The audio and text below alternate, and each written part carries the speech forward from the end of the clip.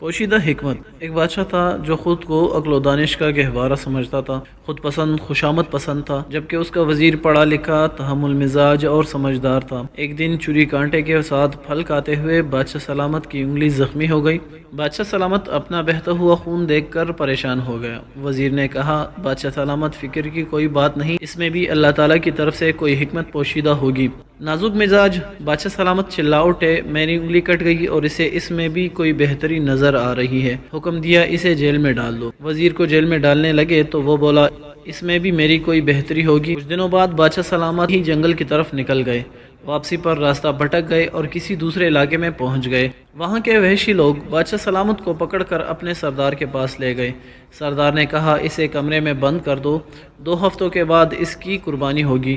مقررہ دن بادشاہ سلامت کو جب قربانی کے لیے چبوترے کی طرف لے جا رہے تھے تو ان کے مذہبی لوگوں کی نظر اس کی انگلی پر پڑی جہاں اسے کٹ کا نشان نظر آیا۔ مذہبی لوگوں نے جنگلیوں کے سردار کو مخاطب کر کے کہا، سردار، اس کی قربانی نہیں ہو سکتی کیونکہ یہ داغی ہے۔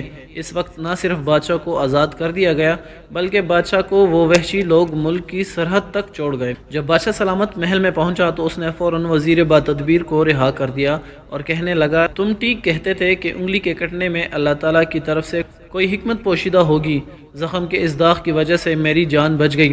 وزیر بولا، بادشاہ سلامت، آپ کی جان بچ گئی اس انگلی کے کٹنے کی وجہ سے، اور میری جان بچ گئی جیل میں ڈالنے کی وجہ سے۔ خدا نہ خواستہ میں آپ کے ساتھ ہوتا تو ان لوگوں نے میری قربانی کر دینی تھی۔ دونوں کی زبان سے بے اختیار نکلا، سچ ہے اللہ تعالیٰ کے ہر کام میں حکمت پوشیدہ ہوتی ہے۔